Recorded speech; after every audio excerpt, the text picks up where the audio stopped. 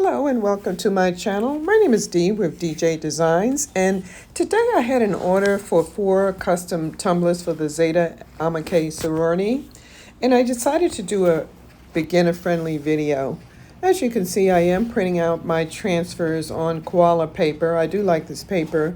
I'm using the automatic mode on this printer. I do have a cutter that I use. I like this cutter. I'll put a link in the description. The first side, the right side, I leave about 1/4 inch. The bottom, I cut right at the design. The left, I cut right at the design, and this works for me. Okay? And I finished all 4 of my transfers. And I'm using 20-ounce tumblers I got on Amazon. I'll put a link in the description. I like these boxes because it has a see-through opening in the front. It comes with rubber bottoms and also a satin bow to tie it with, and you'll see in the end when I do the finished product. Okay, first I wipe off the tumbler real good, and then I use 1 piece of tape in the middle, and this would help me pull it very tight, as you can see. And I've done this so many times that I'm used to doing it until it's very tight.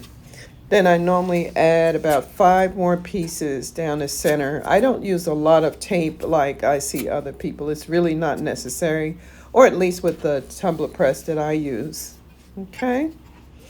All right, then I trim the top. I use my embroidery curved scissors, but you can use any small scissors. I'm sure that will work as well. This one works for me. Okay.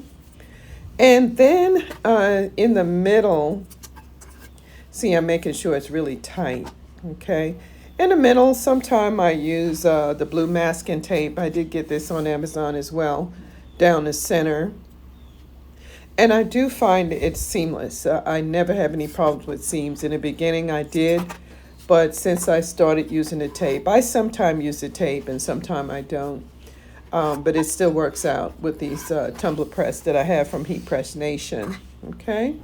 All right, so I heated 370 at 70 minutes, 70 seconds, I'm sorry, per side. And as you can see, that's the first side. And I always have my seam down, and then I never expose my seam. This way here, you make sure that that gets a good press. So I leave it a little on the side. Then in about 10 or 15 seconds, I do twice on the bottom to make sure there's no ghosting. And I do the same thing with the top. I make sure there's no ghosting, okay?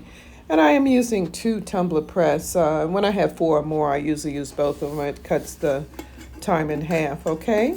All right, here's the reveal. And it's usually pretty easy with this tape because it pulls off all the tape most of the time at the same time. And the reveal. And that looks really good. It is smooth, seamless. Came out really nice, okay? And I'm gonna do another one just to show you that it wasn't just one. It's usually pretty seamless. I've messed up enough tumblers to know this method does work for me. I really like this method. It's foolproof. And once again, tearing it off, and once again, seamless, very good seamless, no seams. Okay. All right, now the next thing I'm gonna do is once the tumblers have dried, I put my rubber bottoms, and this is a plus. I would definitely recommend you getting these if you don't get this with this package. They do come with this package. And putting my top on, and I'm putting it on my peekaboo box, which gives a nice special touch. And I usually add a tumbler care label on how to care for the tumblers, and this really is a plus. It also gives you an opportunity to put your website or your business name on the label. And like I said, these bows do come with the box, and I do get compliments from customers when they do get it. They think that's a nice touch. And this will conclude my tutorial on sublimating on 20-ounce tumblers. If you like this video, please like and consider subscribing. I do post videos about 3 to 4 times a week. And thank you for watching. See you in the next video.